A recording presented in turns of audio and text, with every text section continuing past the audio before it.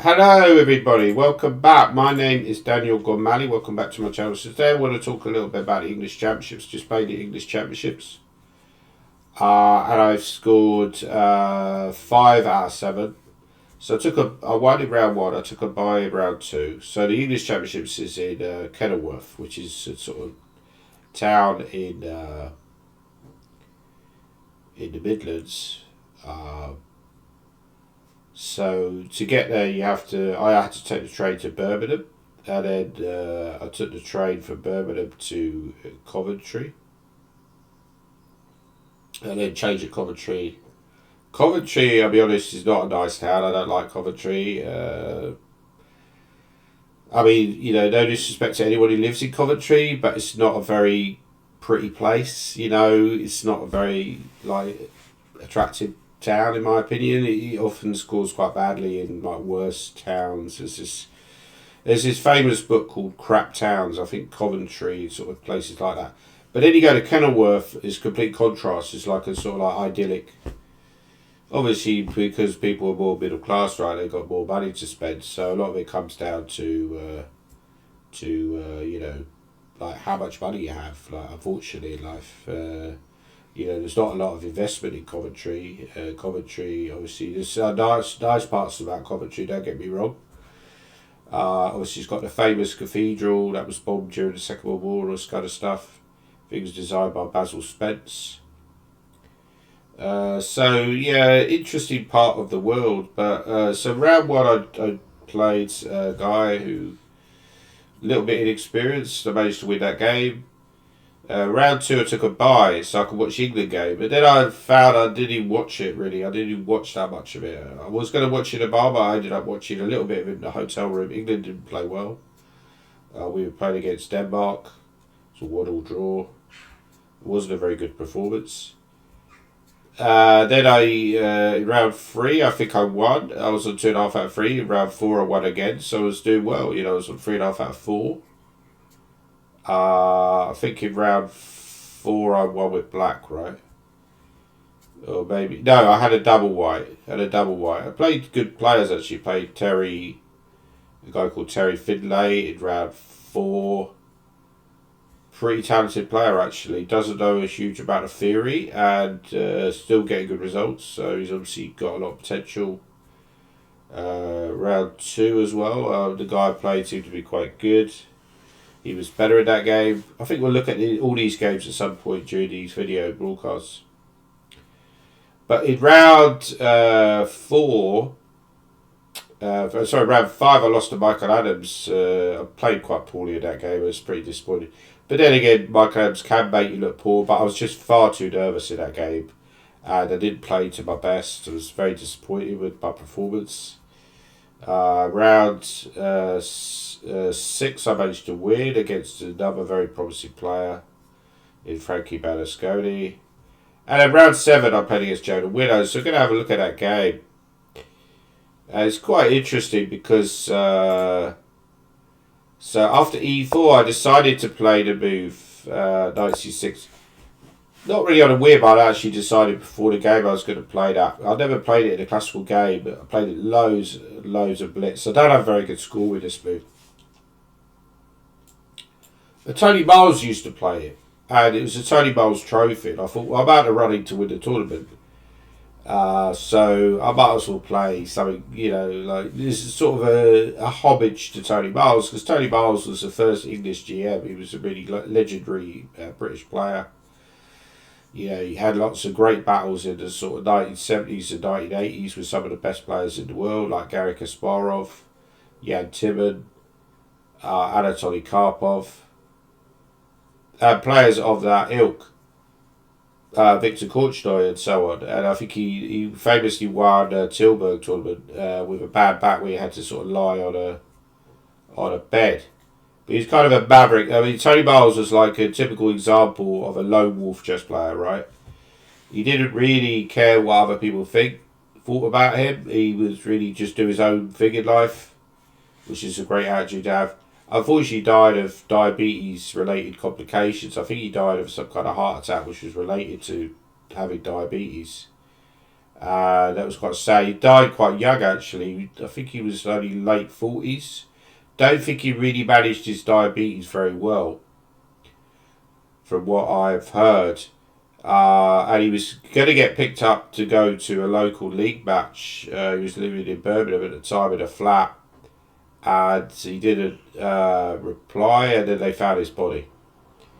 So, very sad story. But Tony Miles, he used to play 96 occasionally. Funny enough, I saw again Michael Adams, as I mentioned, he lost narrowly in the playoff to Gawain Jones in this tournament. He basically, I remember watching a rapid play game, the PCL Intel Grand Prix in London, and Tony Miles, Michael Adams won that tournament, I believe, and at some point he played against Tony Miles. Well, he won one of those. I can't remember if that specific one he won, but he won one of the PCL Intel Grand Prix. I think that was the one he won. And one of the earlier rounds he played against Tony Miles in a knockout. And Tony Miles played this 96 system against him, and I think Adams played something like this. And they got this position. And this is known to be better for white, slightly better for white. So basically this whole line is a bit daft, to be honest. So if for example, if you go knight f3, now obviously e5 would be the most sensible move, transpose back into Ruy Lopez. But if you play d6, d4 is clearly better for white. For example, here, this is quite a good move. There's also bishop g4, d5. Now, if you go knight e5, you actually run into trouble, because white can give up the queen and play something like this. It's very dangerous for black. Queen a5 knight here, and then, say, for example, castles. I think I could just take the... maybe this... I think you take it and... Well, knight c4 actually I think is a good move from memory. Yeah, knight c4 is good. Or maybe take first. Probably knight c4 immediately. And then eventually take the bishop. You've got loads of material for the queen. You've got a huge attack. So, I don't think you could do this as black. So after d5 they normally go knight b8. But this is better. Or maybe take on f3. But this is better for white. But my opponent, Jonah Winner, played, d5 was intended e5, which is also an interesting move. After e5, for example, quite a decent sequence, I think, is knight f3, because if you take... often they do this, but I think this leads to a much better endgame for white. You go here, and when we do this, the rook comes to g1. The bishop comes out quickly, white castles queenside, bishop might come to f4, pressure c7. So going back to this position, Jonah went knight c3. Now of course I should play e5, but I was worried that he would go f4 and then only theory in this position. And I know that f4 is possibly not the best move, but takes, something like this worried me. So I decided to continue with my silly theme. Got this position, I went e5, which is not a terrible move. Jonah took back the bishop. So eventually we got this knight f3 was quite a good move, I think. And the point is, you put the knight on d4 and you get quite a good version of a Sicilian for white. What's his bishop doing on e6, for example? Like, it's not terrible for black, this position, but it's quite a nice little edge for white, I would say. Jonah, by the way, is one of these people that is potentially going to become a GM in the future. He's trying to become a GM. He's quite a promising player. Plays a lot online as well. He plays a lot over the board. He goes to a lot of foreign tournaments. So I think he's more or less a full-time pro. And he's still quite young. But it's tricky that it's harder than it was to become a GM. There's people like Jonah Willow and Wadsworth who were playing in the tournament. They're struggling to become GM in a way because all the deflation in the system, and often they're playing people who are even younger than themselves. So even though they're pretty young, they're playing against like 13, 14-year-olds a lot of the time, who are often massively underrated. So it's quite tricky to keep gaining rating. Like for example, here I had quite a good tournament. I gained 4 points, but that's one tournament, right? Now let's say you play 4 tournaments in isolation and you gain 4 per tournament for 3 of them, and you gain 12 points. But the 4th tournament, I don't want to put a dampener on it, I lose 16 points. So it wipes out all the good work because I've played these underrated juniors. So it's quite tough, you know, it's quite tough to become a GM, in my opinion, right now. Anyway, knight f3 was played. And I went knight bd7 because I wasn't particularly worried about this capture. I thought I could go d5. Obviously, white could do that if they wanted to. It's not ridiculous. Jonah went h3, and this is where this is where it's interesting. When you analyse with a computer, the resources that it finds. Actually, there was also a possibility of going castles here. I was worried about the move f4. Oh, but the computer says that you could go d5, right? And then I calculated this, and I thought, oh, this looks smelly. So bishop drops back. e5, I thought this looks scary for black. You know, because you move the knight, and there's all sorts of moves like f6 coming. The computer just doesn't mind any of this. It just thinks this is nonsense. So, for example, if you go f6, it just wants to take. I mean, maybe even just g takes is fine as well. Sorry, not g6, but g takes is also probably fine, right? Just put the rook on the 8. Probably that I would have been. Might have even seen in the game, but like bishop takes, and you just go here. And if they take on e3, rook e8, and the queen is lost. Because like all you could do is knight e4 to try and save the queen. I just take on e4. So, but also in this position after knight g4, bishop f4, I think I saw this position. I was worried about this. And not really great calculation. I think even maybe a move like c5 is good here. I think there's various moves. It looks a little bit scary, but what does the computer say? Yeah, c5.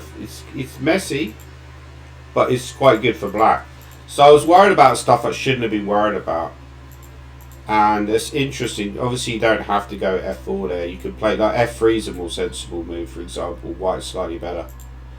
But I went knight bd7, it went h3. Yeah, so this is where I thought, oh, you know, I'm pretty much forced to go d5. So I thought for quite a while I wasn't completely comfortable with the move d5, but I decided, right, I've got to do this because otherwise it's just going to crush me with f4. But the computer again finds these amazing resources. So like, let's say he goes f4. This is what I was very worried about, and I thought,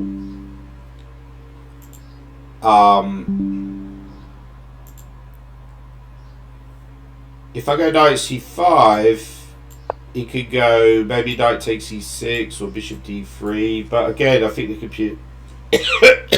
computer says it's okay. I keep forgetting to log out of Facebook when I do these kind of streams. It's just stupid. Anyway, a knight c5, bishop d3 is possible. But after f4, I could also go d5. That's an interesting breakout move because your typical idea, you respond to a wig attack with a break in the centre. Now, what I was concerned about was e5. Obviously, this doesn't look very good. This just looks like a horrible position. You want to avoid that. But what you can do is you could go knight h5. It's a move I didn't really consider. And again, poor calculation, really.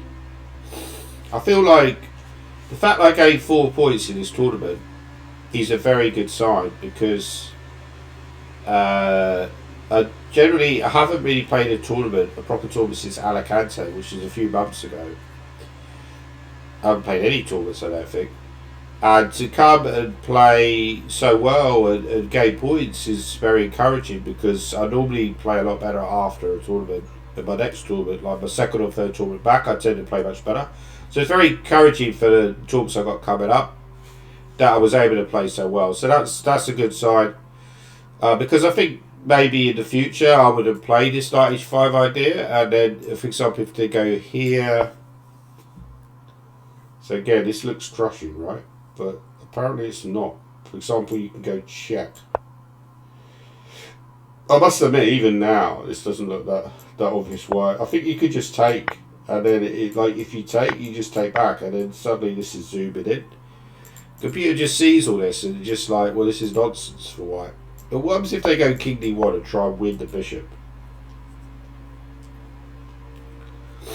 Now, I can't remember actually what the computer was saying here, but I think it would just say, look, this king is bad. Even if you win the bishop, There's quite a few pawns. It's fascinating, right? I mean, we could check what the computer says. Already says that black is borderline winning, right? Yeah. Oh, actually, that hits the pawn. It's the rook. If the rook moves, I just take the pawn. So I have to take him, and then I take. And then, oh, very nice. 96, 91. Wow, it's incredible. 98, rook f1. You know, incredible ideas. Yeah, king there, knight g3, and then take on a1. Wow, it's actually just crushing. So this is sort of variations, you know, they look difficult, but you should be capable of seeing them, right? I didn't see them. So basically, very interesting variations, shows the dynamic potential in chess. But I decided to go d5, which probably was slightly inferior choice, not terrible. But safe, I guess, you know, it avoids all the complications of these other variations. What I was worried about in the game, I showed Jonah this variation after the game, and it was castles. There's also knight f5 as possible. And I think this gives black not really that many problems in my opinion. I think the rook can come to d8, knight maybe goes to b6. I don't think I was too worried, even though white does have the bishop pair though, so that's something. But they're slightly behind in development on the king side. Also some lines, if I move the knight there, a2's getting attacked. That was possible. However, I was worried about this line. Castles now, the most natural move looks to be castles. Now c4. So I calculated this line to go 96. Now I miscalculated this because I misjudged it. Because I thought after here, the best move was to take. But that's actually a mistake. I think the best move is bishop f5. It's a tricky position, this. Because if you take... So what I showed him in the post-mortem was this. Thinking this was good. However, after b3, a5, for example, you could just go f3. And now there's one good move here for white. I think there's one good... Maybe there's more than one good way. But there's one very strong move out. I don't know, again, you might want to pause your computer and try and think. White to play. I'll even flip the board. White to play. What is the best move? What is the strong idea? So I'm threatening a4, right? If I go a4 and they take, suddenly I'm activating the rook, right? A rook b1, or you know, I'm starting to create mate threats. Even I might even go bishop c3 and just mate white, checkmate. You know, it's not easy to defend that pawn because if you go, for example, I mean, you could go bishop e2, bishop d1 here. Say for example bishop e2, a4, bishop d1, but then I think I get a lot of play. For example, maybe even a move a3 is annoying with the idea of rook d8, bishop b2. But the move here actually, yeah, is well done if you found it. Is actually the move is c5, which I didn't see in the game. And if you go a4, there's bishop c4. Very strong idea. And essentially white just consolidates the extra pawn. So, but going back to this position,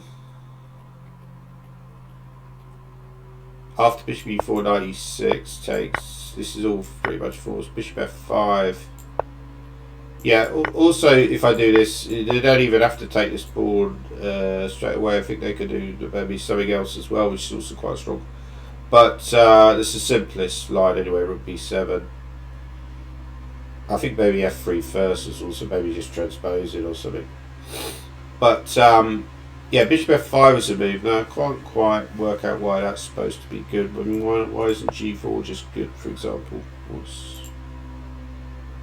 Oh wow, you just take... Yeah, I would be afraid of this because also you worry about if they just take, right, and take. Okay, the computer says what, black's okay. Sorry, I've gone way too far. Anyway, none of that happened. None of that happened because he took. And then I said after the game maybe bishop c4 is better. I think the computer agrees. Bishop c4 is quite strong because just the idea of casting, it looks more tempting to castle queenside, but I think white should actually aim for casting kingside. The reason being, if you castle queenside, there might be some slight counterplay for black, maybe. You know, based on, for example, a castle here, maybe some problems with bishop b4. Well, Jonas said he's worried about bishop b4, which is, I think, one of the best moves, definitely. And to be fair, it's not that great for white anyway, even after bishop c4. But the reason I was concerned, I remember studying a long time ago this famous game Petrosian Botvinnik, and I don't know if anyone's familiar with that game. It would have been for the 1963 World Championship. I think Botvinnik became World Champion in 1963, I believe.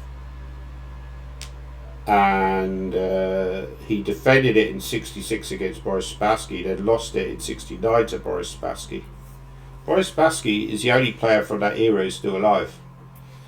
You know, for a world champion for that era who's still alive. There's no other world champion. Very few players from that era are still alive. So long ago, we're talking 1960s. These guys were in their 20s, 30s at the time. Petrosian died in 1984 from stomach cancer. Botvinnik, I think he died in like maybe 1980s, 1990s. He's quite old. He's like the patriarch of. But anyway, this famous game Petrosian won with white, and he said like this pawn on e6 ended up in an endgame. This pawn on e6 is like a long-term lost position for black. So maybe this position is very similar to that. This pawn is a serious problem for black. We see that in the game as well, actually. You know. So Jonah went knight e4, which I think is a slight mistake and inaccurate move, I would say. And I went queen b6, and now I made a slight mistake. I should actually turn out the pawn, which looks like the most natural move. I was worried about bishop c4. I saw this variation, rook a4, b3, and I thought it was just nothing. Missing this amazing move, rook a5, and the computer says you could put the rook on e5, so I missed that. It still looks scary though. I mean, let's say they castle. Yeah, but I guess you go rook e. This is the point. You go rook e5, and now you're in time. You go d5. You're in time to knock the bishop back, and then you're absolutely fine. Because now I can start to just, you know, if they drop the bishop back, I castle. Black is just, you know, more than fine. I think here.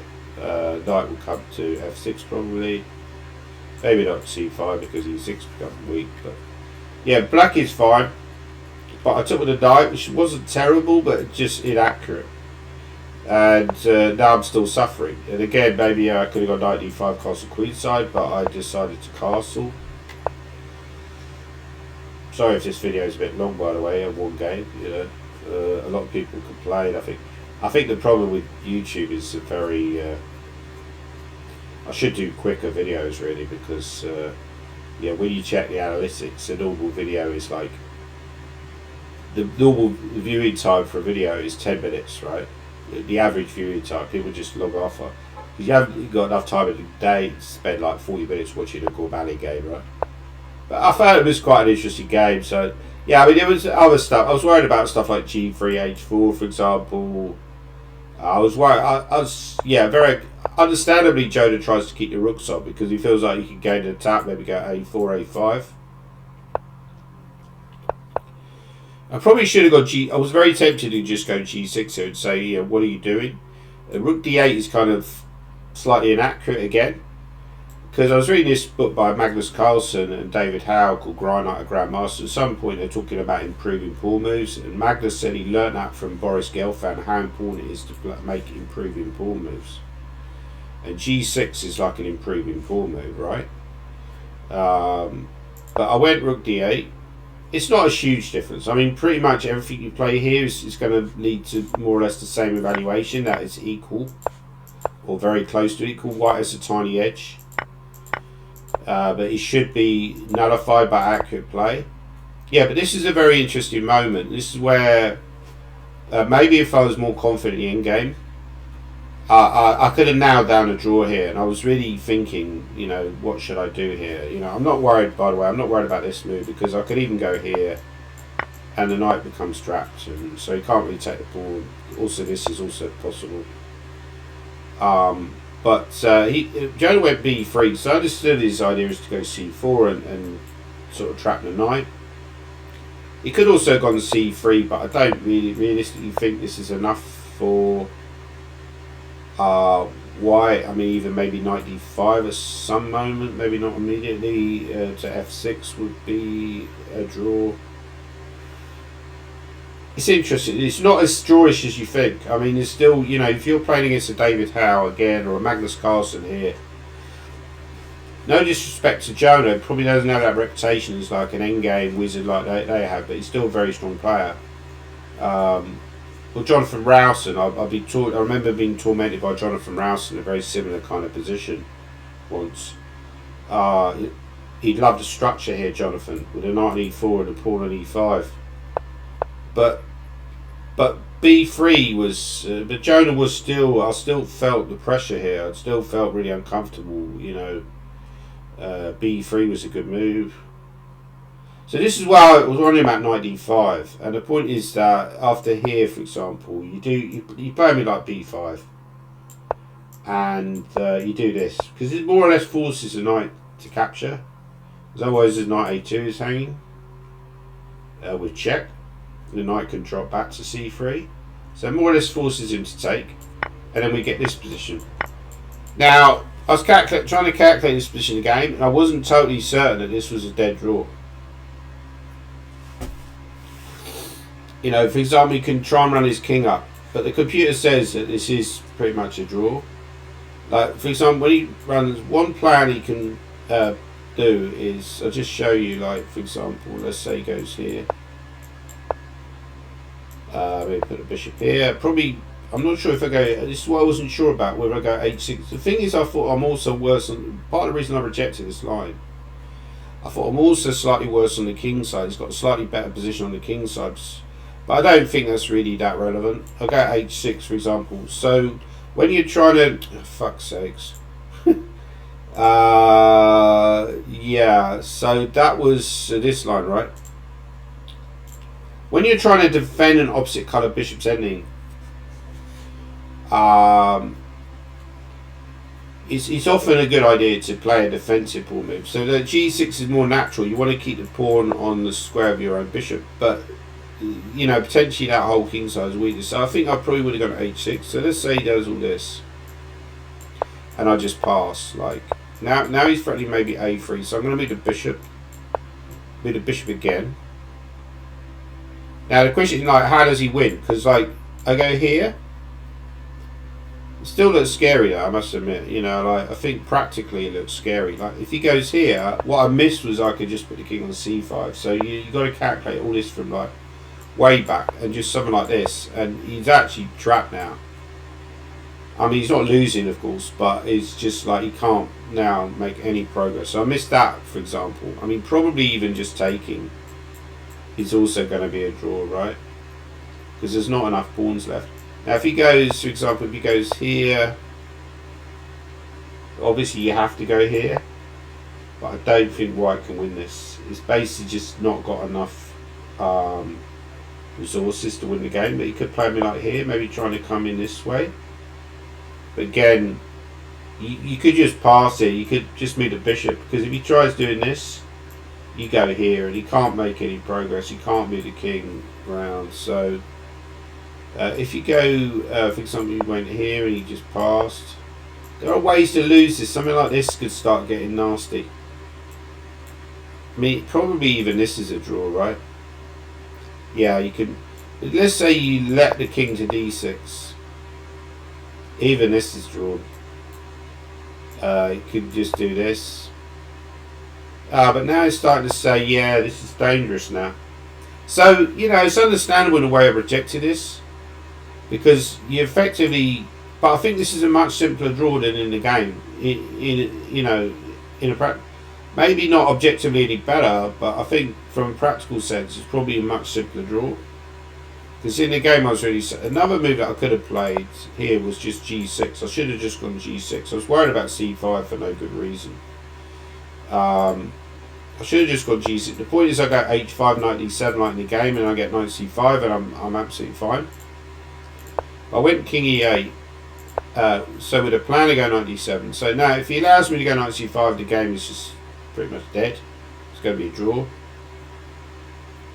Or knight f6. So he has to take.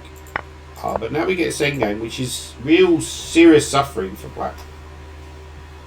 And okay, I'll just show you what happens. I mean, I cycle forward a little bit. Oh yeah, there was some variations actually. Yeah.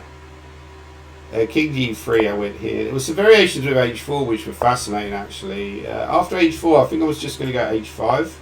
And if he goes here, I go here. I think this is okay, right? Yeah, because go here, I could even go King G7 I think. Although it says C5 is maybe a tiny practical chance. And the idea is here, you go here. But there were even some weird variations where you go... you even allow H5 checks. So let's say you go here and they go here and you just pass. And they go here.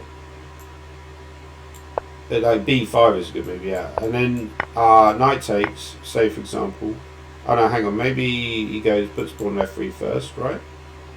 And let's say go back, and then they do this. And then even E4 maybe. No, not E4 here.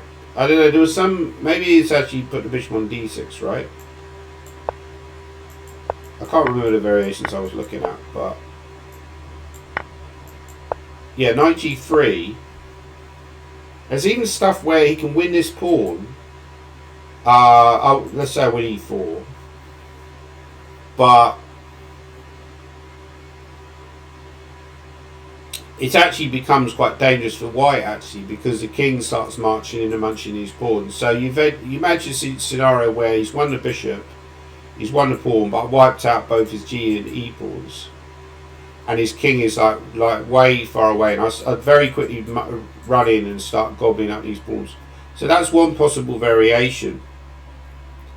However, Jonah played it in a more patient way. He didn't bother with H4. So after H4, I was just going to try and nail down this pawn as a weakness with H5. So it's very committal to play H4. So for fuck's sakes.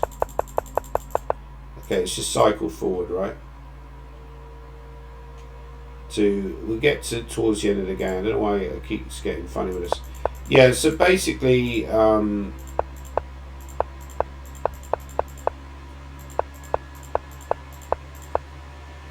yeah, so when King D6 kind of hint at... I thought he might try B4 actually.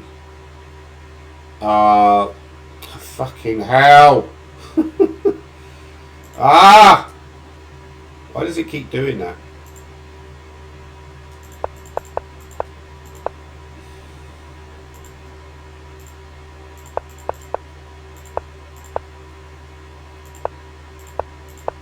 But he went there and then he offered a draw. But I was very concerned here, like, if he just played on this. So let's say he plays this on, right? And goes... I don't think he thought it was easy to arrange this kind of position, but I think the computer would beat me like 100 times out of 100 from this position as white. Now, I'm not saying, you know, that means I'm a terrible player. I just think it's like, it's so hard to defend. I was very surprised that he... because of the money situation, like... we drew, so that meant we got about 80 quid. If he won, I mean, I got very little chances, I thought, of winning this position. But having said that, there are scenarios, if he was getting short of time, there are scenarios where, you know, like say, the king runs into the queen side. It's easy to say, it's not, you know, it's not completely no risk from white perspective. You try to win the game. But I just felt that this was kind of torture, right? And I was kind of very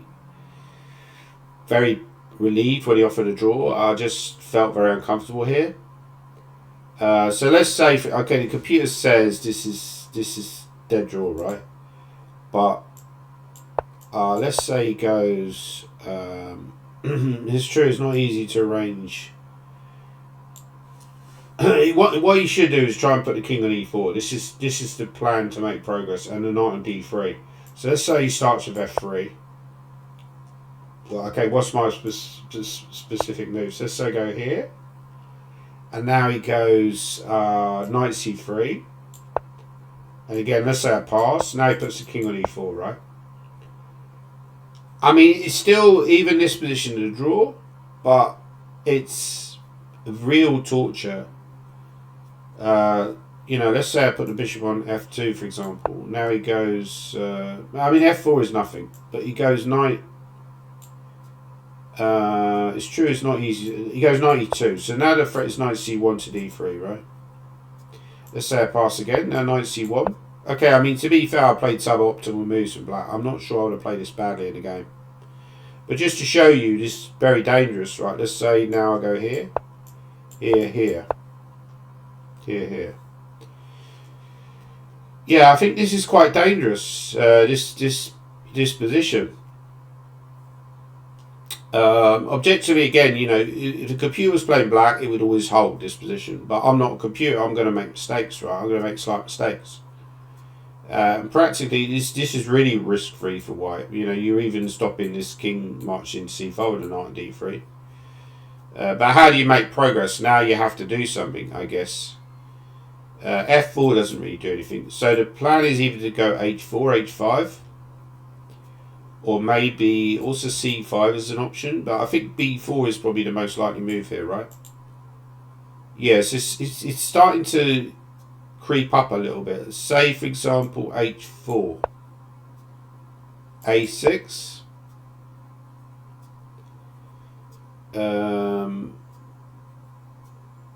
Yeah. Okay, so let's say b4, but then you go b5. Actually, you're fine because again, demands some calculation because it looks like you're dropping that, but then c4 would drop. So that's not really that great for white. So again, I probably would have held it, but it just felt psychologically like I don't like positions like that when you've got no counterplay and you're just sitting there hoping that he doesn't find a very good way to play on, and I'm just waiting for him. And that's kind of what happened in the Michael Adams game. I lost that game because again, position where I had. After I went slightly wrong in the early middle game, I was in a position where I was passive with no real counterplay. And I didn't feel comfortable in that position. And obviously I went wrong and I lost fairly quickly. So, in positions where I'm active, I can be active, I'm quite a good player. But anyway, so that was the game against Jonah. So basically, again, won about 80 quid. What do you think about the whole prize structure in English chess? This is something I wanted to say just at the end of the video. In my opinion, there's not enough done to look for sponsorship in English chess. There's no sponsors of the British Championships. There's no sponsors of the English Championships. It's like everybody's given up, right? Now, obviously, I'm in a position where I could look for sponsorship myself, right? I've got plenty of time on my hands. But I'm also committed to other things. There's people who work for the ECF, it seems to me, that don't do enough. And I think we need to employ somebody who's looking full-time to try and generate social media exposure for over-the-board chess, trying to generate prizes. Because I go away to a tournament like that, I'm not going to play the English Championships in the future, to be honest with you. Because I go away to a tournament like that, it's costing me 230 quid to play, right? Now, I'm not as strong as Gawain Jones as Michael Adams. They're winning the big prizes. So, for them, it's fine, right? But it's costing me, maybe... I think I made a loss about 230 quid. I worked out altogether. Because once I paid the travel and paid the food... so I'm not as strong as those guys, but I'm still fairly strong. I'm GM, I'm helping the tournament, I'm boosting the tournament. Other guys are like 2400. Let's imagine all the 2400s dropped out and they said, look, we're not strong enough. And you basically just got Gawain Jones versus Michael Adams and then a bunch of 2100s who got enough money to play. It's going to detract from the tournament, right? But I feel that that's the way chess is heading because it's like there's not enough money there and there's nobody looking for sponsorship. Angus Dunnington made a very good point on Facebook about how in France they play in like palaces and stuff. And in England, you're in a village hall and there's like a sign saying chess. Somebody's scribbled on a piece of paper saying chess tournament this way. Right? We don't value chess in this country. What happened, for example, we were awarded like $500,000 or we were supposed to be getting $500,000 from the government to cover the to help English chess. Where's that money gone? Why isn't any of that money gone into the English Championship? Why are there only 4 prizes in the English Championships? I know it's a bit of a rant, but if you had, say, a prize structure where you went down there and you played and you were making 300 or 400 quid, then it's worth doing that tournament. But at the moment, for me, it's not worth playing that tournament. I'm not convinced I'll bother to play next year. I might give it one more go. It's like a gamble, basically. You're gambling 300 or 400 quid. The British Championships, while speaking to some of the players, the conditions in the British Championships are much better. Again, it's going to be very tough to win a prize. It's a very tough tournament, but you're not going to make a loss. Like if you're a British player, even if you don't win a prize, you'll probably make a slight profit in that tournament. So if I'm doing the commentary, the British, which is great, with Adam Hunt, who's a friend of mine. We did a good job last year, I think, doing it again. If I was there as a player, the pressure would be off in a way because I'm more, going to probably make a slight profit even if I don't win a prize because of the way they've set up the conditions for GMs. But unfortunately, a tournament like this, the English Championships, although I think it's very well run overall, it's very well organised. You're getting conditions. I've got the hotel paid for, which obviously, that's coming out of the budget. Don't get me wrong, that's something that's, I'm grateful for. But it's just like, is it worth playing in? That's the question you have to ask yourself. Is it worth playing in when you basically, the last 2 years, I've made a loss? And that's my profession. My profession is to be a chess player. So I've made a loss. Well, that's not a profession, is it? I mean, what other profession is there where you're making a loss? So this is the points to consider. So when people say, well, look, this and that player is active, very active, but often they're getting bankrolled to play these tournaments, right? Or whatever. The reason why people like Simon Williams hasn't played much chess over the last few years, the reason why people like Aaron Summerscale haven't played much chess over the last few years, people like that, is because they realise, well, actually, it's easier to make money sat at home doing videos. It's easier to do coaching. It's much financially better to do those things than it is to go and play chess tournaments where you're spending several £100 and you're probably going to make a loss. So that's, I love chess, don't get me wrong, but it's just like, what is the point? Unless I could get to like Michael Adams' level, Guwejo's level, it's probably not going to happen. That'll be my late 40s.